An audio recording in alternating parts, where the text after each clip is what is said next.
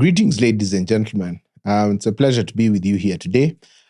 Those of you who are keen followers of the African Do podcast may have noticed that in uploading the various episodes, we have skipped episode 33. That is not planned and intentional. Unfortunately, we had a bit of a technical glitch and we lost some of the video of episode 33. So the first 5 to 6 minutes of the episode will be without video, but we'll have clear audio. We thought about re-recording, but it was a brilliant episode with Eunice Maina-Mburu, and we felt that we should just go ahead and introduce the episode without the audio at the beginning, and the video will kick in from about minute 7 or thereabouts.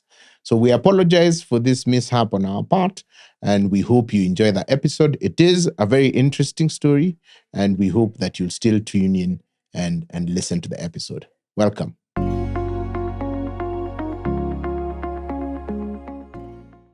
Greetings, ladies and gentlemen, and welcome to episode 33 of the African Do podcast. Today, we're very privileged to have with us Eunice Maina-Mburu. Eunice runs a very interesting business around sales, all things sales, I like to say, and 20X Entrepreneurs Limited. Yes, Limited. 20X Entrepreneurs Limited. And we'll discuss that in greater detail. But first, let's get to know Eunice. Eunice, welcome to the African Do podcast. Thank you very much. And I'm happy to be here. Excellent. Yes. So Eunice, before we get into building a sales business, I'm sure which people asking must be questioning what a sales business is. But before we get to that, let's speak about Eunice. Okay. Yeah. And where you start this journey. Yeah. You are you started in corporate. So maybe you can take us through that. Okay. The early days of your career and how you found yourself as a sales professional. Yeah, I will take you a little back to university. I studied chemistry and mathematics. Wow. Okay. So ideally, I am a scientist. Then after that, I worked a little bit in the pharmaceutical industry, in the lab. And then I joined a training company, which was training ICT. Again, there I was able to be trained to be a trainer. And I also studied computer studies. So I got an advanced diploma in computer studies, became Microsoft certified system engineer. Yep. So I would say clearly I'm a scientist. Okay. When I worked there for 5 years, and at some point I felt I need to make money. Training wasn't making money. Okay. So it's paying a salary, but not enough. Yeah. Yes. And I love to read. I read a lot of books. So at that time, I was reading Robert Kiyosaki, The Rich Dad, Poor Dad, the cash flow quadrant. And I was like, this employment thing is not working for me because I want to make a lot of money. So these books were directing me to look for a sales job. So when you want to sell, you just look for a sales job. And the easiest job to get in Kenya is actually selling insurance, life insurance. Yeah, easy to get, extremely hard to do. Yes, it was the easiest to get. Yeah. But so I walked in, I had bought a policy. So I was just asking now that I don't have a job. Because usually when I make a decision, I don't look at, what next. I first decide, make the move. For example, I decided to resign. And so I resigned. In fact, it's actually my sister who wrote my resignation letter. Yeah. Because I kept, complaining that I need to resign. So she did it for me on my birthday. So I resigned. And then after resigning, is asking what next. Okay. So I went to the insurance company to ask, what do people do when they lose jobs? Yeah. When they have a policy. Which company? Which insurance company? Britam. You went to Britam. I went to Britam because where I was working was ground floor. Britam was, is it mezzanine or first floor? Okay. Yes. And the manager was like, what do you mean? Do you have many jobs here? Like, Allah? Okay. So he told me, and I was like, but selling insurance? Not for me. Then he asked me why. I said, because I think it's very hard. Then he asked, was it hard for you to buy? I said, no, I knew I wanted insurance. Say there are many people who want insurance. So anyway, that's how I was hired. So you joined Britam as a salesperson. As a sales agent. Yes, and life as sales agent, that's commission-based work. Yes. That's not salaried work. It was commission, pure commission. And it wasn't easy. So I was trained in February many years ago. And the training is how long? I think you're trained as you're going to sell. Yeah. Yes. It's a train as you go thing. Yeah, so maybe the first 3 or so days is when you're full-time, and then you go to the field.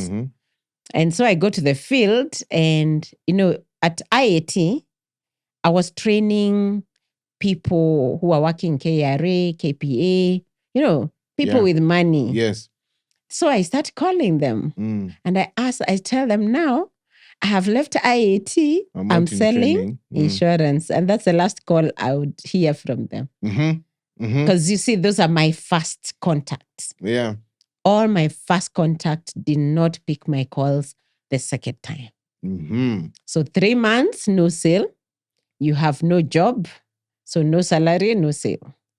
That time, you have a child, I'm married. Yes. So husband is saying, hey, what are you doing? Hey, what's going on here? Well, you can stay at home and I can take care of my baby and you. Yeah, and I'm like, no, I want to make money. So the 4th month, I made a few sales. I started earning 5,000 per month.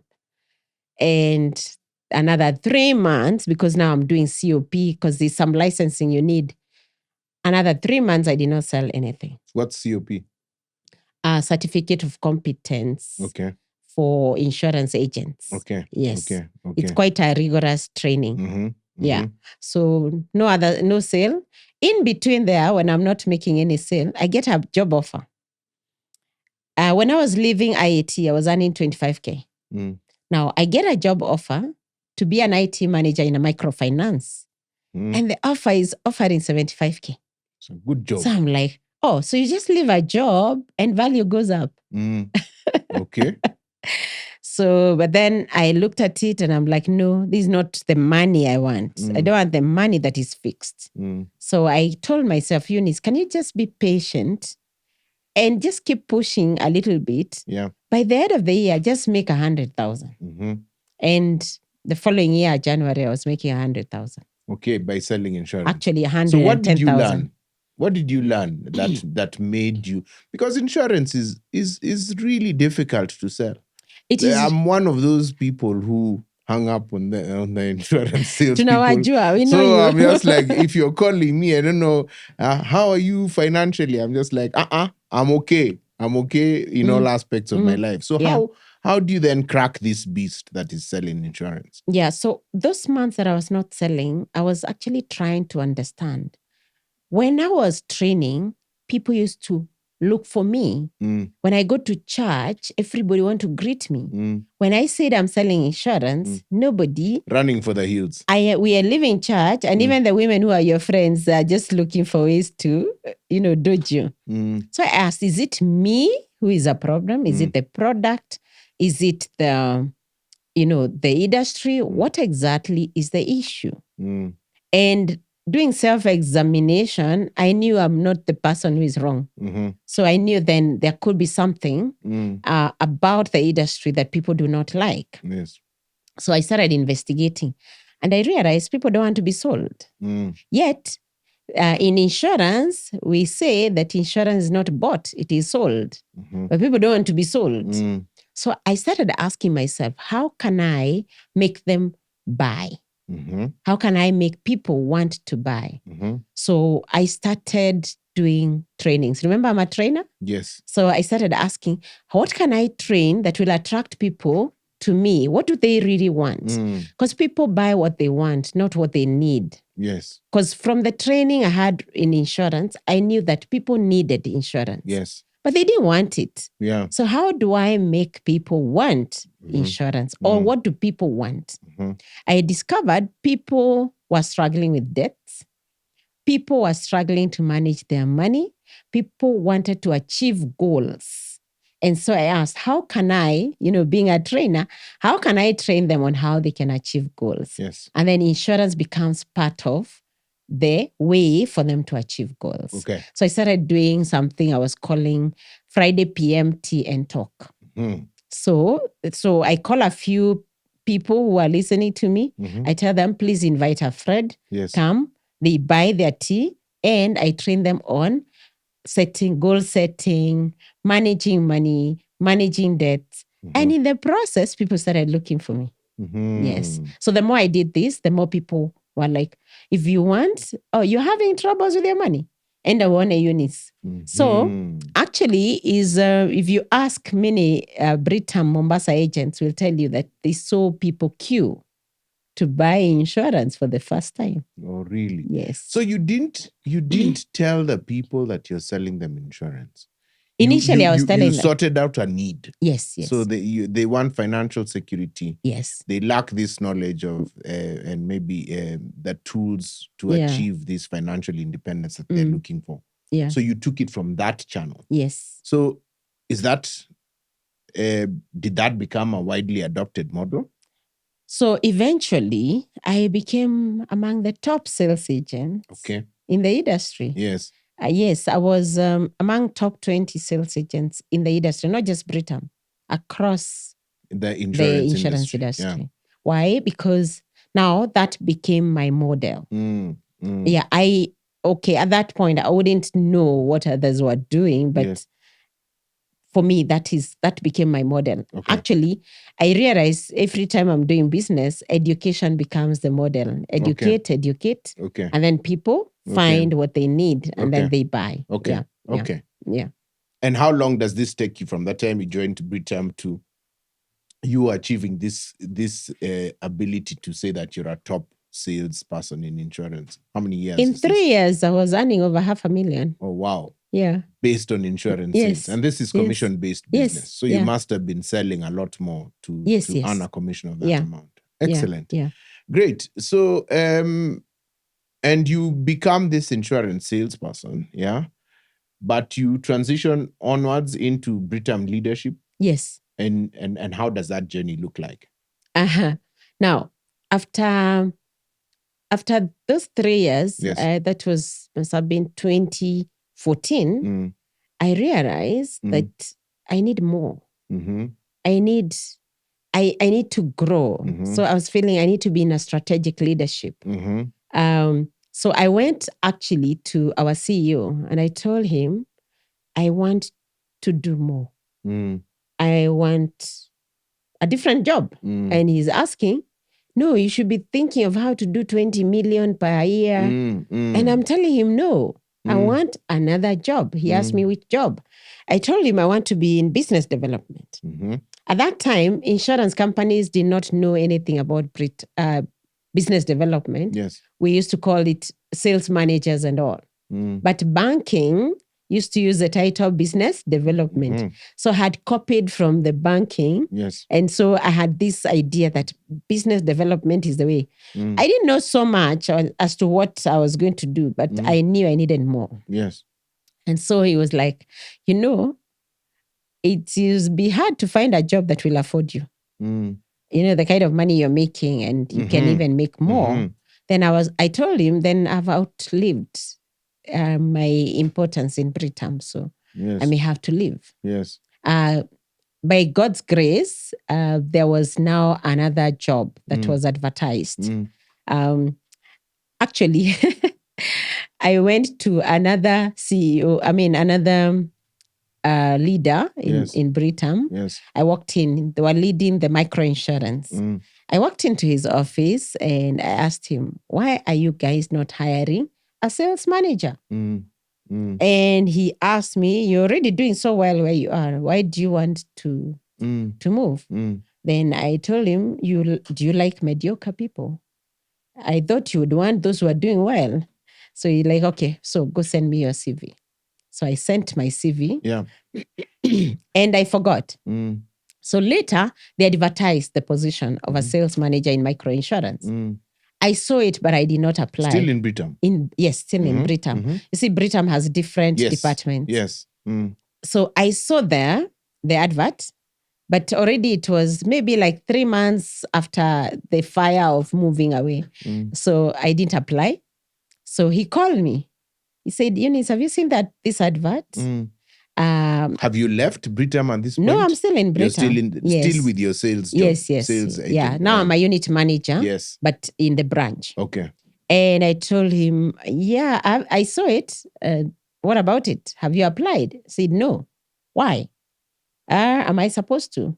So he said, please go ahead and apply. So I applied. They interviewed, and I got a call from the HR that, Eunice, you are the best candidate, but we can't afford you. And I told her, okay, go ahead and hire your second and the third best. You clearly don't want performance. Anyway, they re-advertised the job. They didn't get. And later in the year, I just get a chat. Hi, Eunice, I've been thinking, are you still interested in this job? Like, of course, but you said you can't afford me.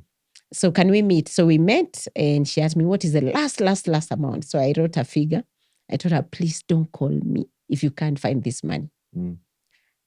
For sure, she didn't call me, but the leader for the business called me and said, Eunice, where are you? Can we have breakfast? We went, had breakfast, and he told me, help me afford you. So that's how I was able to negotiate. So I took what they were offering, and I requested him to, negotiate for my other commission to be added to this. And I was able to get something they were calling override. Was it override? Something, valuable pay. That for every sale that was coming in, I was getting at I can't remember, 0.05% or 0.5%. Something small. So you customized your earnings. Yes. Based on your worth. Yes. Okay. Yeah. And that's how I got the job. Okay. Yeah, so you started doing entrepreneurial things in your corporate. Yes, I think I've always been an entrepreneur, even inside corporate. Yeah. Okay. Yeah, so that's how I became the country sales manager for the microinsurance product. Yes. Okay. Yeah. And how does that journey look like in microinsurance? Because those are radically different products. Yes. From what you had polished up and you knew and you are making a good commission on. You now move into this space that, first of all, the unit numbers are much smaller. They're smaller. Yes, and it's a volume game. Yes. So how do you then transition? I would assume your T and chart model doesn't quite work in that space.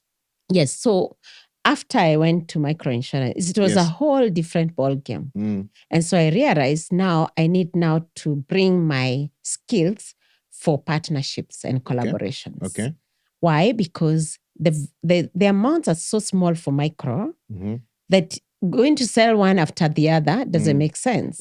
So it's about partnerships. How do we partner with banks? How do we partner with HR managers for the factories, manufacturing companies?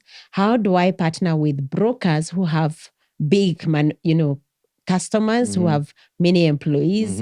And again, I was also in charge of the agents, the same agency model in Britam. What we would do is that they would do cross-selling. So again, train the agents to be able to see partnerships, not to sell one after the other, but how do they bring in partnerships? So I got some agents who are actually doing very well.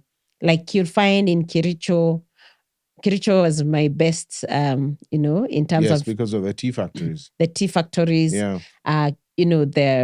There were a lot of them, and the SACCOs.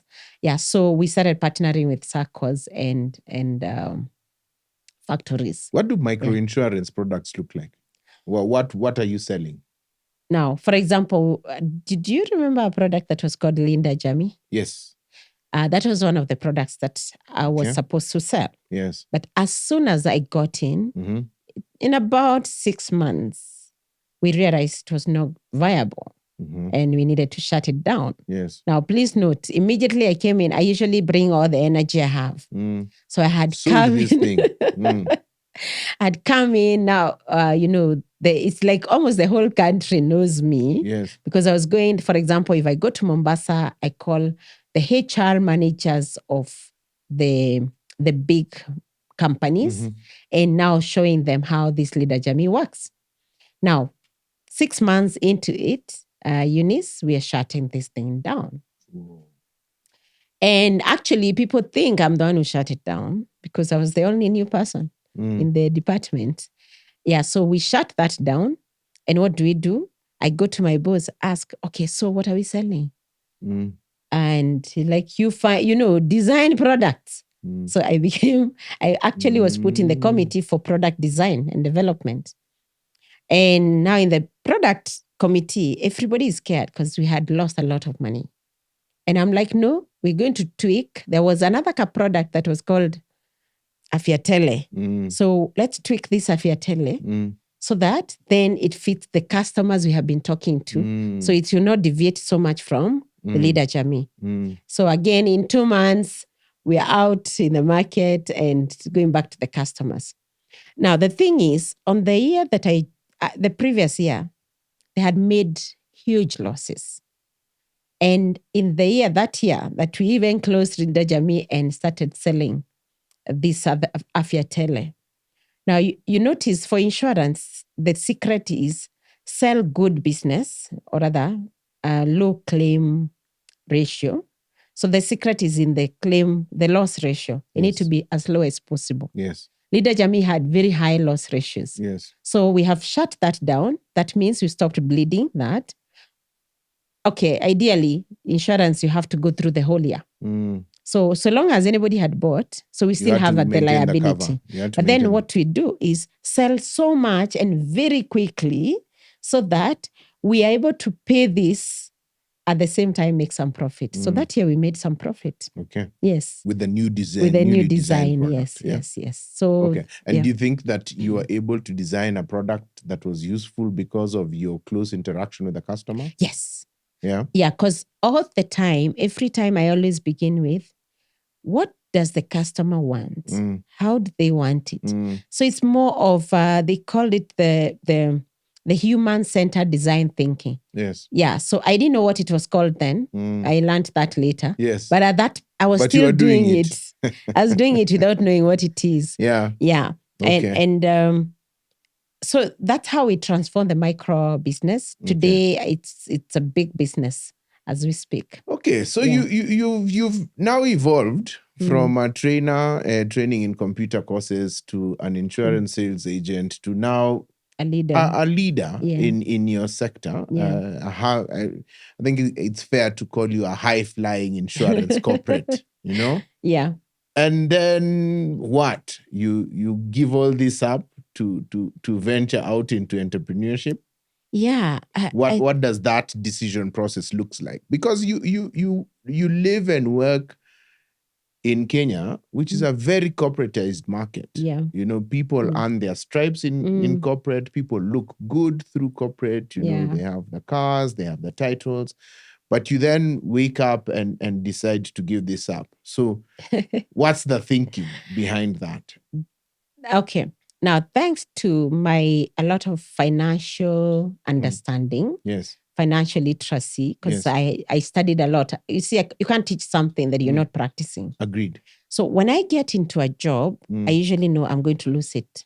And there are many ways of losing a job. You could either resign, you could be fired, you could retire, you could die.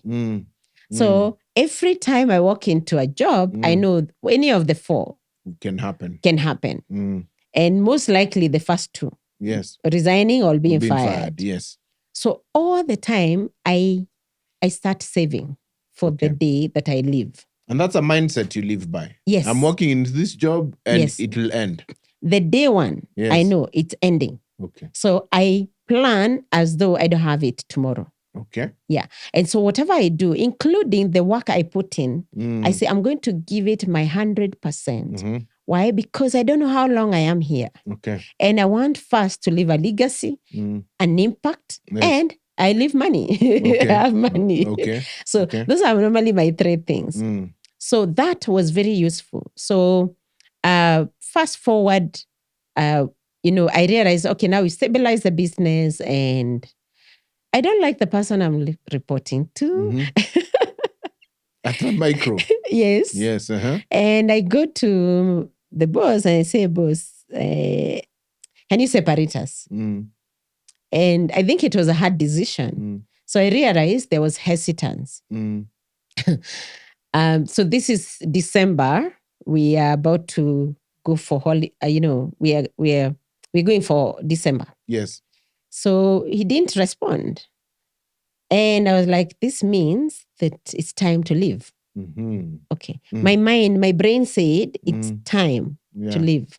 Because if this is a difficult decision and I can't leave, I can't do another month reporting to this one person. So now it's time to go take leave and go think about your life without Britam. Okay.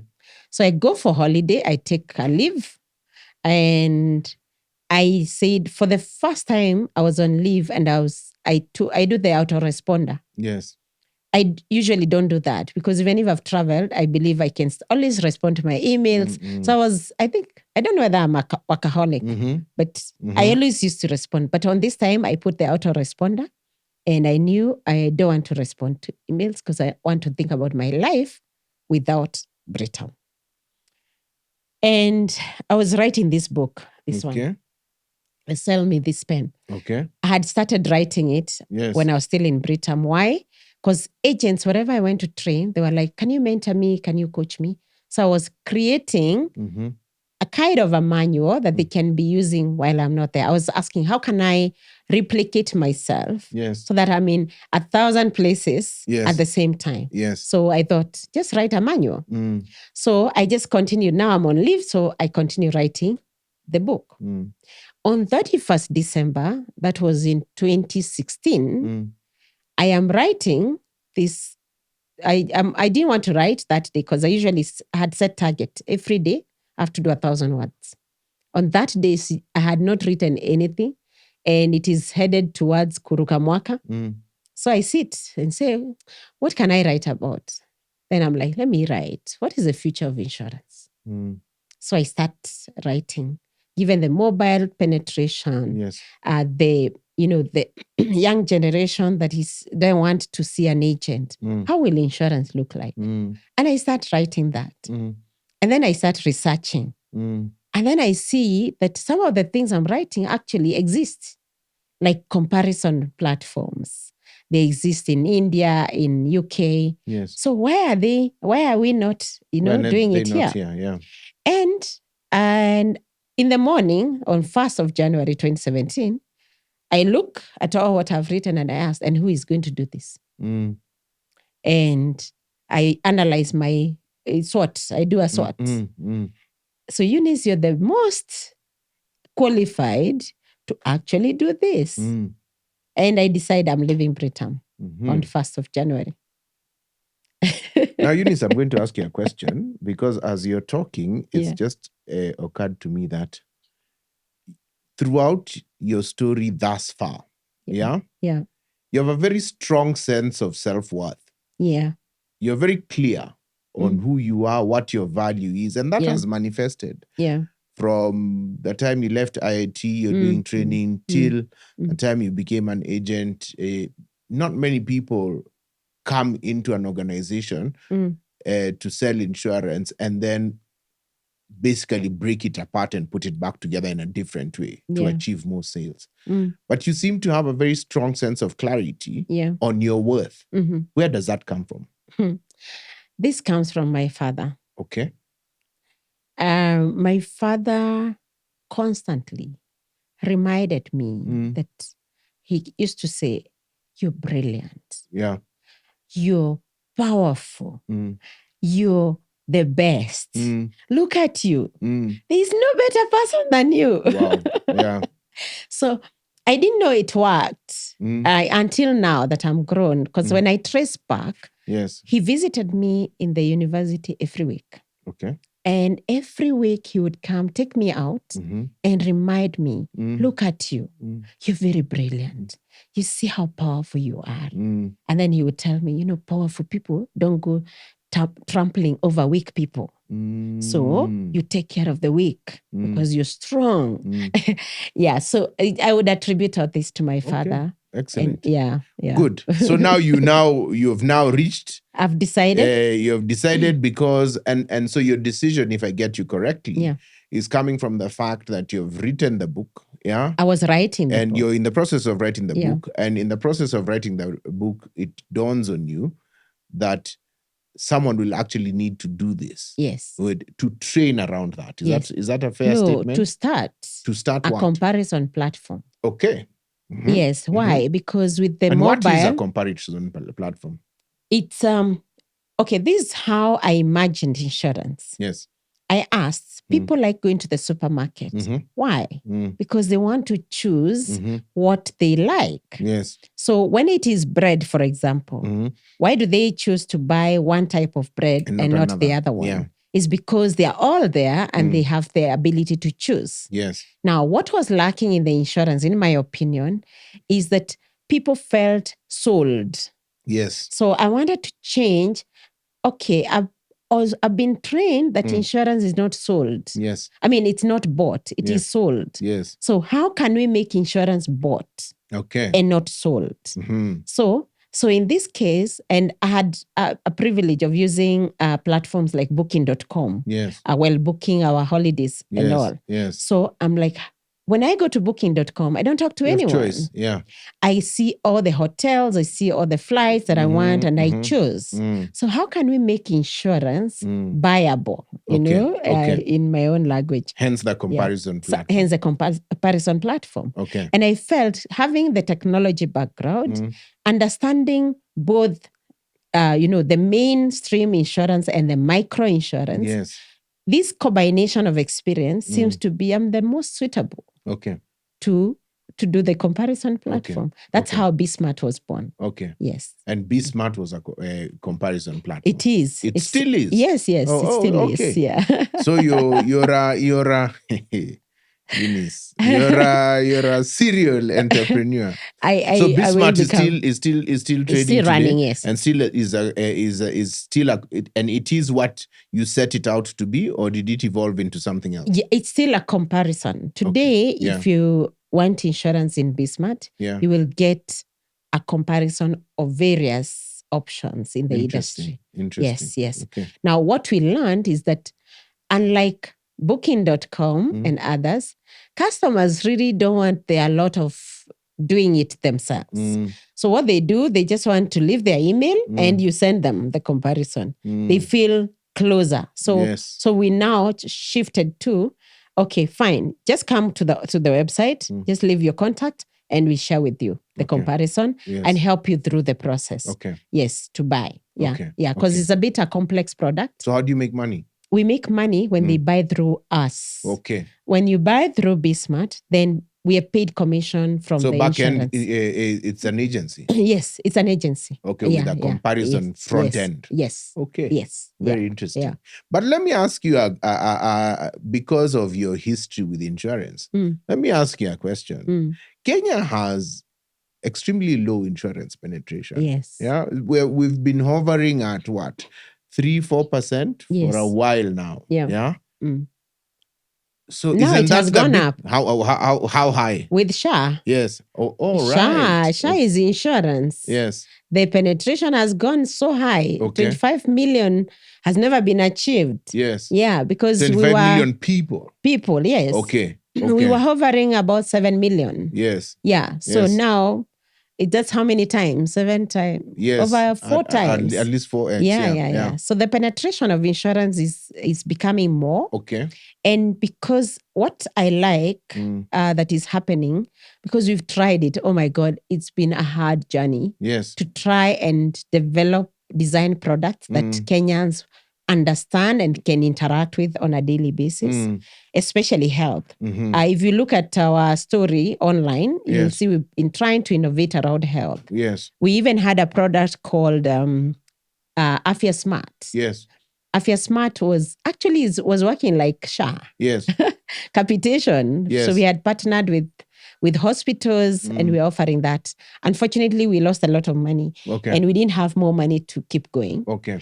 But now when I look at what SHA is doing, it's basically what we were doing on a very small scale. Yeah. So does that mean that based on this depth of insurance now that we have seen with SHA, does that mean we have scope for further deepening? Because I've always argued with my friends who are in insurance. I'm saying if the penetration was that low, particularly at the time when we were talking about 5%, 5%. It was 3%. 3%, So at 3%, I would have thought that one or two of the major insurance would have been focusing on this 97% opportunity as opposed to everyone fighting for this 3% cake. It's easier said than done. It's hard. And what are the stumbling blocks, in your opinion? In my opinion, and if you can find my online conversations about insurance is that thing that people need, but they don't want it. Yes. Okay? And our culturalization in Kenya is not pro-formal insurance. There's insurance that happens. Because the WhatsApp group you join, that's an insurance. Yes. So if I'm in as many WhatsApp groups as possible, that's my insurance, that in case something happens, these guys will sort me out. So we understand insurance at that level. And so I used to say, we either force it or, drive it through what we understand. So what SHA is doing is force. And no choice. No choice. Lipa or else. Yes, or else. Yeah. Now, the way we were trying to do it was trying to, like the Afya Smart was organized such that you may not need it because you have the other insurance, but your relatives, your cousins, your brothers, they call you in case of they have gone to the hospital. See, they have you as the insurance. So they call you and say, mtoto amelazwa hospitali and we need 20,000. So who is it affecting? You're the one mitigating that risk. So we had come up with that you become the principal, but the others become the beneficiaries. So you can put your cousin and their children, the other brother with their kids. So it's one group. They don't need to be the same nuclear family, but you, as the principal, you're the one who will authorize. Wakienda hospitali, when they go to the hospital, you will get an OTP. Actually, you would get a message asking, so-and-so is on this hospital. Should we treat them? So it was a yes or no. It's a USSD. It was a USSD. So you say yes. Then they are treated. So you the insurer, becomes, so you can pay for them or they can changa. We're calling it a mchango cover. Yes. Yeah. That way, we were trying to align with this WhatsApp mchango thing. Yes. So that then it is not a complex thing and making you in control of the claims management. Yes. Why? Because for a long time, people feel forced to do, and they're forced to do what they don't want to do. They think it's insurance, or rather the insurance company. So when you authorize or you decline a claim, they think it's insurance that is refusing to pay you. Yeah. So we were making you, as the principal, the claim manager. What does that mean? Next time, when somebody, you see that year has gone, like now the first year we made a lot of loss. The next year, what we would see is the principal says, no, toa huyu, remove this one, because they're claiming too much. So we were actually starting to change the behavior. Yes. Unfortunately, we gave up early. Give up. We didn't have money. But I usually say that is an excuse because if we really wanted money, we would have gotten. But I would say I ran out of steam. I got tired. Okay.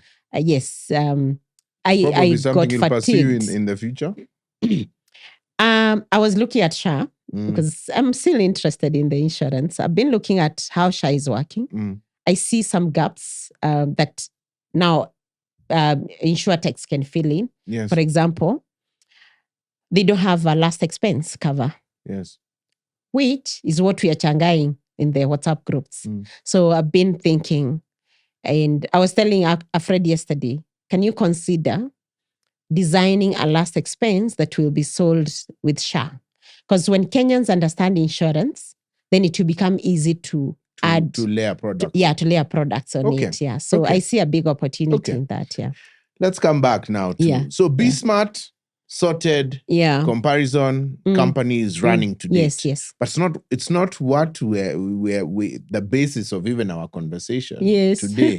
So now let's come to 20X Entrepreneur Yes. Limited or Yeah. entrepreneurs. Yes. So what is 20X?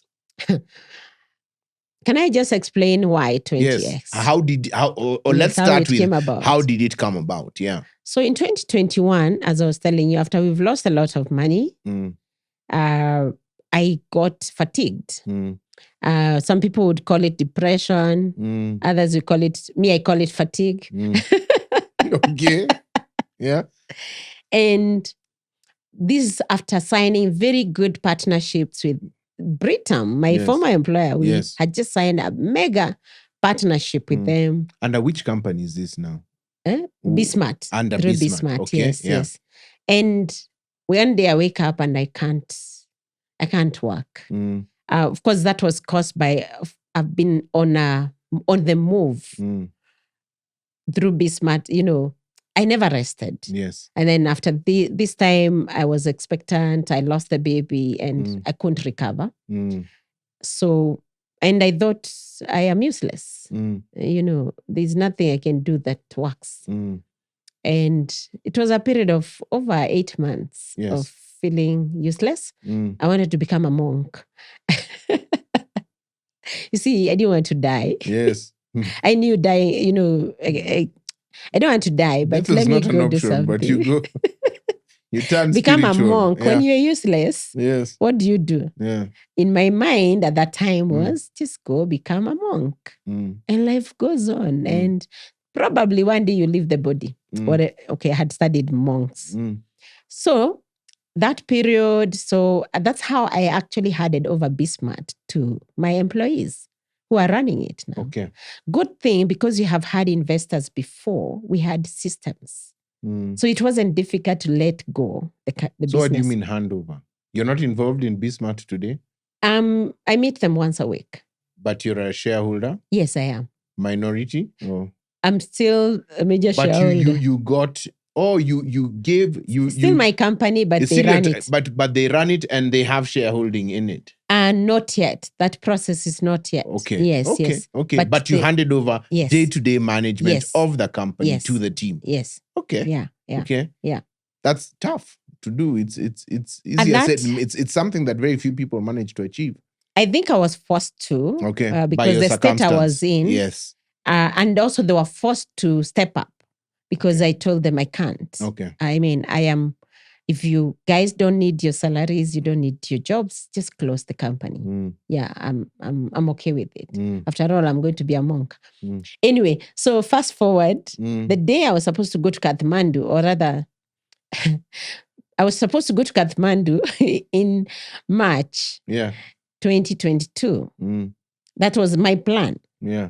Then in February, for the first time, I get an idea. I had not gotten an idea for like 8 months. And I'm an idea person. Every time when I look at something, I see opportunities, I see possibilities. I hadn't seen that in 8 months. Now, this time I'm showering in an afternoon and the whole about training micro enterprises, training sales comes. And I leave the bathroom, and as I'm writing, it becomes clearer and clearer that I need to get back to training. Remember, my first job was training. I was 24 years when I was trained to be a trainer. But I ran away from it because it was not making money. Yes.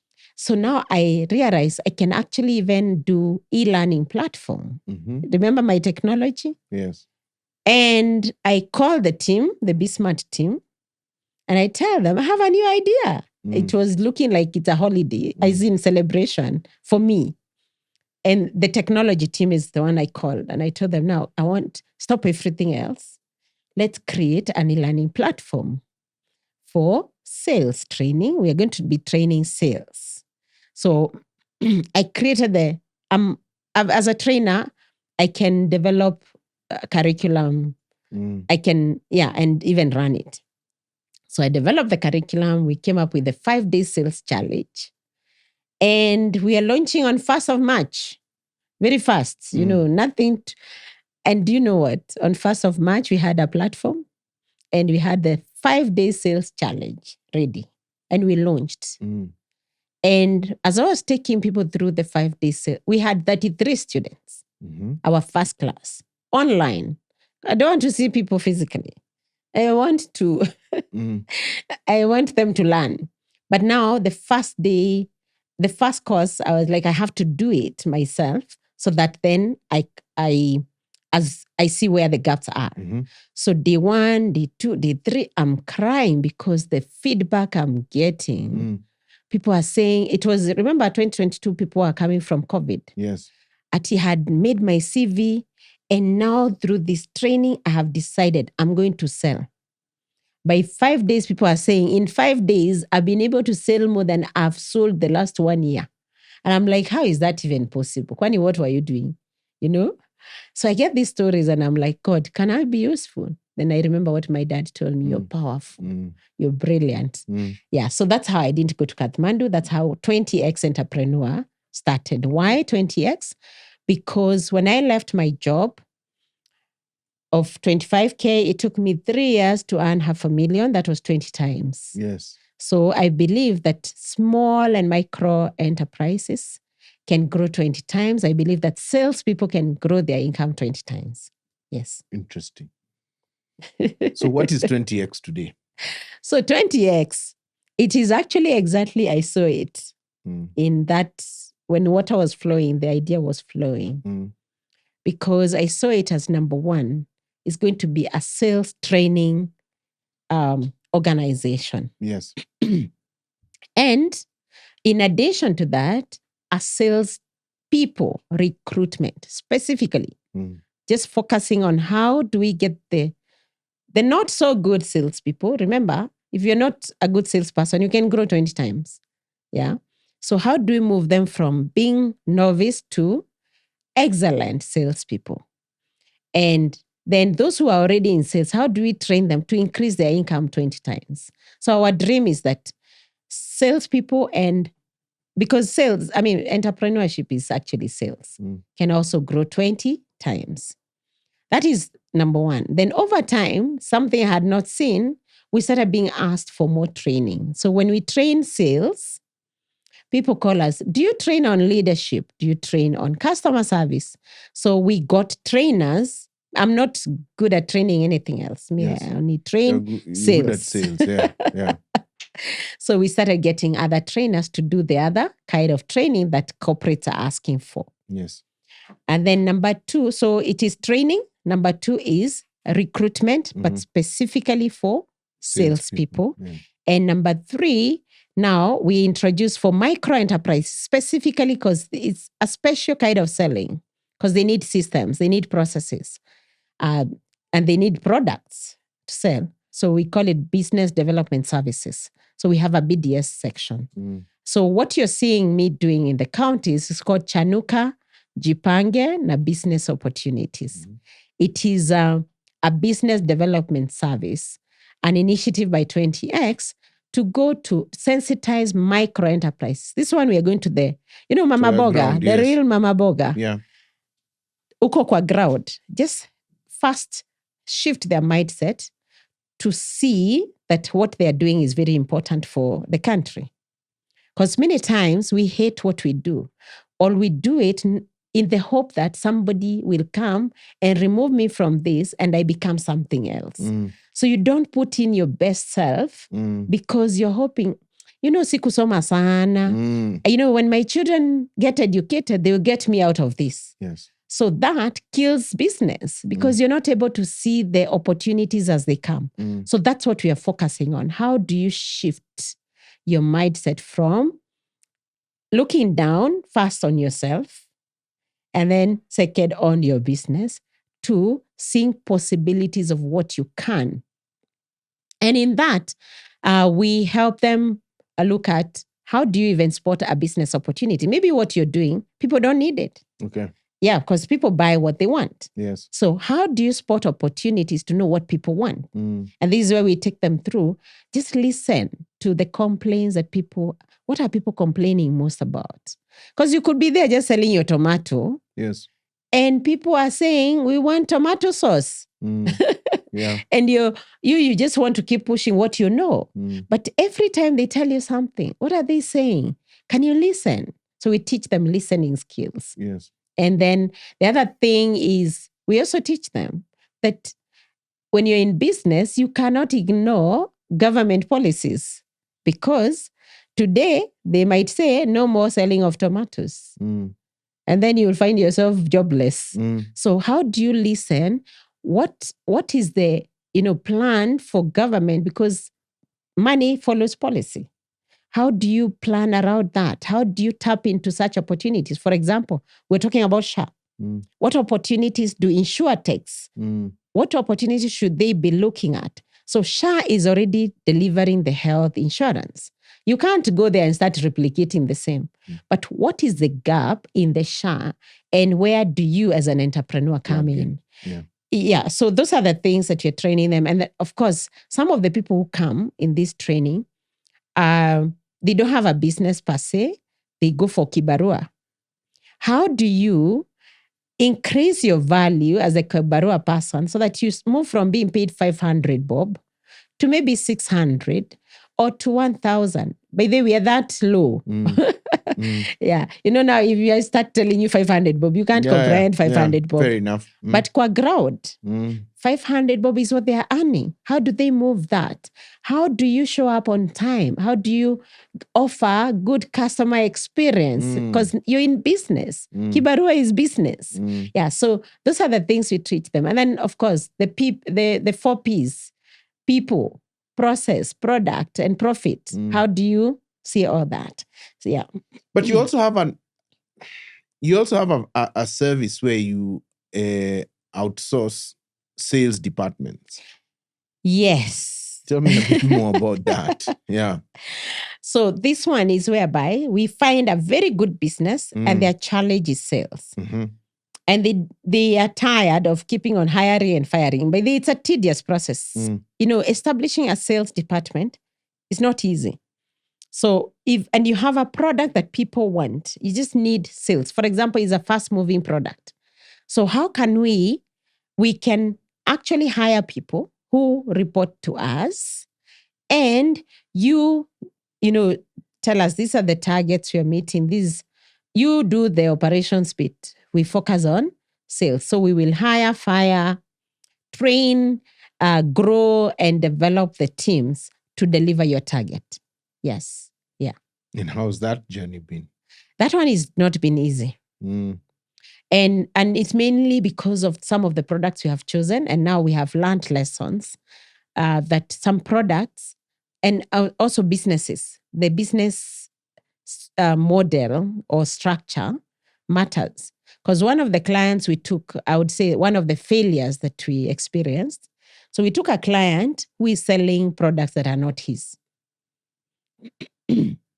So they are an agent of a company. Yes. So what does that mean? So as much as we open a good market, for example, we had opened supermarkets, or we had took them in front of supermarkets who are willing to stock the product, but they have no capacity to do that. Why? Because a supermarket will need 60 days credit. But this is an agent. They're not the manufacturers. So those are some of the mistakes we've done, taking people who are not in the, they're not the real owner of the business. Yes. So lessons learned is, no, only work with manufacturers. Yes. We don't want to work with people who are broke. Intermediaries. Yeah, intermediaries. Yeah. Okay. Yeah. Wow, Eunice, you are really you're really pushing the envelope in a very, very interesting way. So as we draw to the end, what does the future look like? Or what are you seeing? You are in an interesting situation because you're on the ground. Yeah. You're now selling products to county governments. You're helping them train their people. So what are you seeing? Where are we going? Yeah. What I see, first of all, for me, as a country, I think we're in a very good place, very good space. Yes. I usually say beyond the noise. Forget about the noise. The noise, yes. Yeah. Forget about the noise. There are beautiful things happening in this country. And my call to each and every entrepreneur is just remove the noise and start listening to where opportunities are. Having been an insurance person, SHA is the best thing. And I pray that we don't sabotage it. Yes. Because Kenyans have a way of sabotaging things. Yes. Yes. We don't sabotage SHA. For me, it's the best thing that has happened to this country. And now for us entrepreneurs is to ask, how do we come into, how do we plug deliver into this emerging ecosystem? Yes. Yeah. It's a new ecosystem. Yeah. And truth be told, that when older ecosystems are closed, newer ones comes. So yes, I know there are people who are really struggling because the business money is not moving where it used to move. Yes. Because now it's moving in a new ecosystem. Yes. It's moving in the housing, affordable housing. Yes. And I see a lot of opportunities in that from where I sit, because I'm seeing this is when you start asking these guys who are going to move into these spaces, they are going to be numbers. They will need transport, they will need repairs. Yes. And you're a plumber and you're there complaining and saying jobs have been taken from you. But this is the moment, because when people enter the house, then they will call whoever they want. Yes. So position yourself. I think it's time for upskilling as a country. We need to start upskilling, upgrading also our mindsets. Yes. And look forward to I see a bright future. Excellent. Yeah. Eunice Mburu,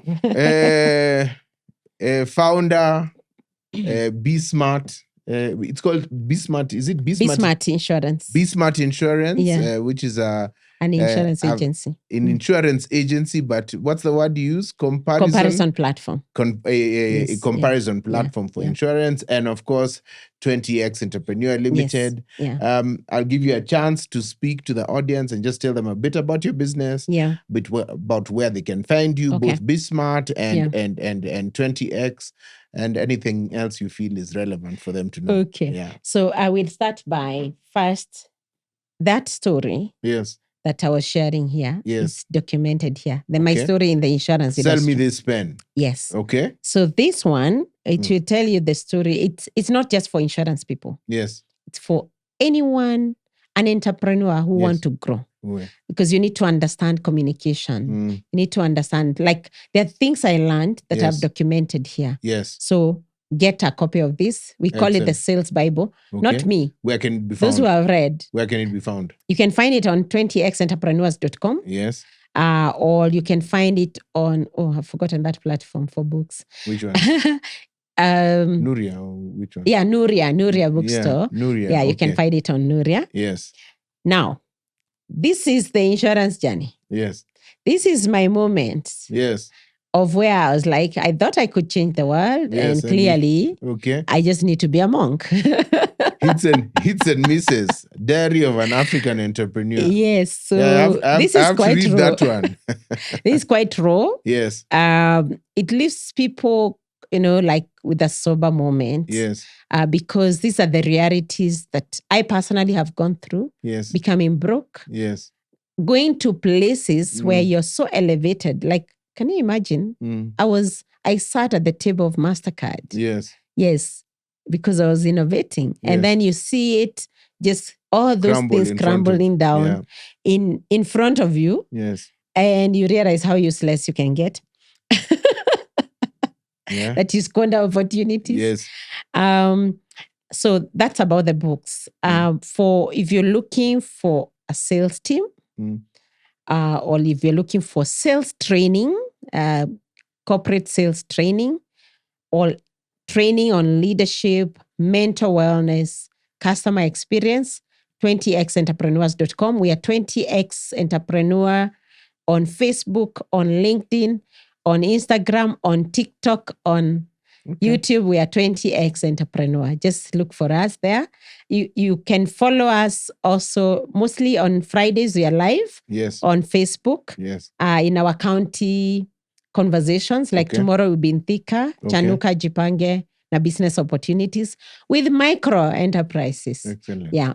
For Bismart, again, find bismart.co.ke. That's the website. LinkedIn is Bismart. Bismart Insurance on LinkedIn, Bismart Insurance everywhere. Excellent. Yes, and for me, do you want to follow me? For me, I'm sure they do. Yeah. Facebook.